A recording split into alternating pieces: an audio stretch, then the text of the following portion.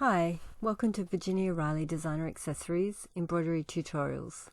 Today I'd like to introduce you to 5 foundation stitches.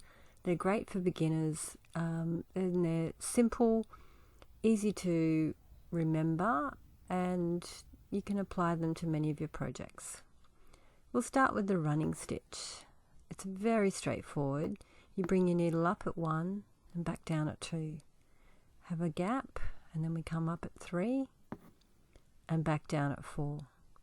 You can change this stitch to whatever you need it to be. You can make the stitches longer, shorter, you make the gaps shorter.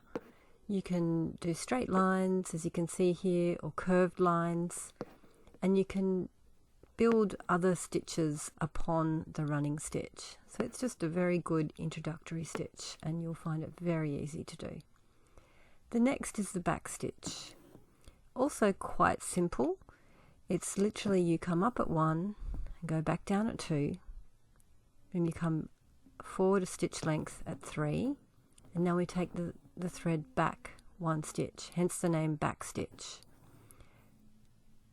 Again, we come forward to 5 and then go back down at 6. So it's forward 2, back 1, forward 2, back 1.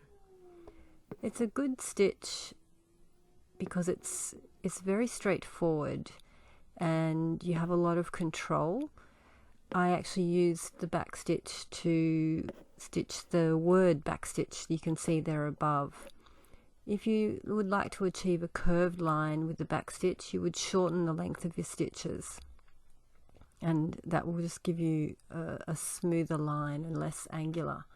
There are also other stitches that are built upon the back stitch, so it's a good one to learn to start with. Next we have the split stitch. Don't be put off by the diagram. It looks complex, but it's not. Again, we come up at 1 and down at 2.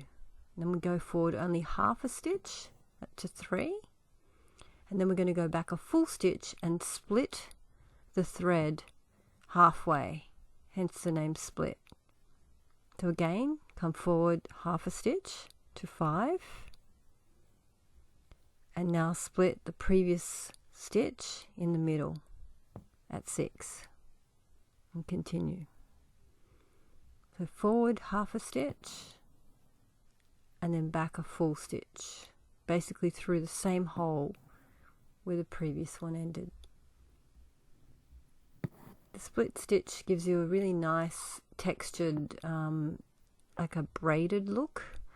By splitting the thread, you get that sort of nice even texture.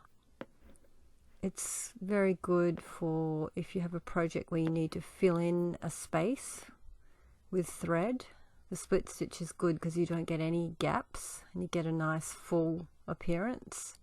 It can also be used for curved lines. It is also good for outlining a subject to give you a nice sort of full solid line. If you had an artwork where you needed to embroider somebody's hair, split stitch is also used for that. It can also be used for the stems of plants. It can be curved or straight. It's got a lot of uses, but it does use a lot more thread than some of the other stitches. Here we've got the stem stitch. It's again, we come up at 1 and then down at 2, a full stitch, and we come back half a stitch at 3. So down at 4, and you hold the thread. You don't let all of it go down. You hold it with one finger in a loop, pull it up at the previous hole and release. So down at 6, hold the thread, bring your needle up at 7 and then release. So forward half a stitch, back up through the previous hole and release.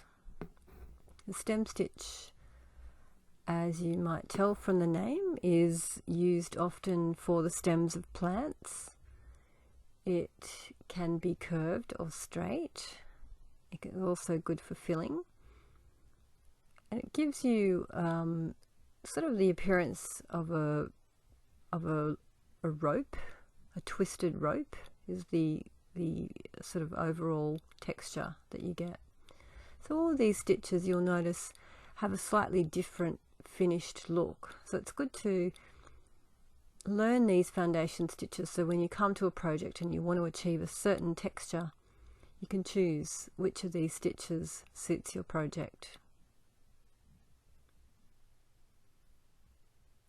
And that's the stem stitch.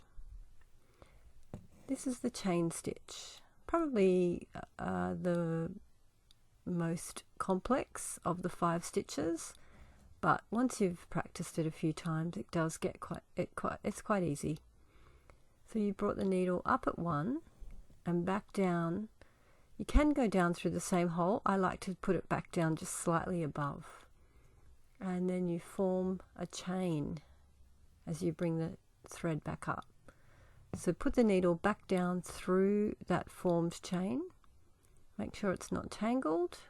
Hold a loop and then bring the needle up at the next stitch length inside that loop and pull tight, but not too tight.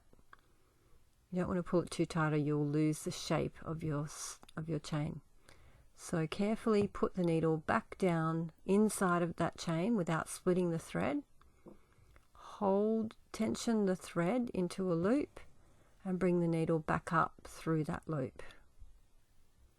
If you're right-handed, this stitch is a lot easier to do if you do it from the left to right. Sorry, right to left. So again, pull it, put the needle back through, pull down, form the loop and bring the needle up through that loop. If you are left-handed, this stitch is easier to if you begin it from the left and work your way to the right.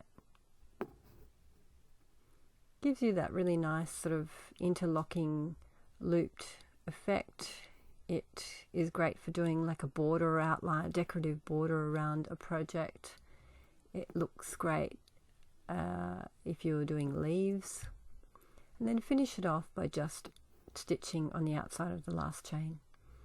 And there we have it, 5 foundation stitches.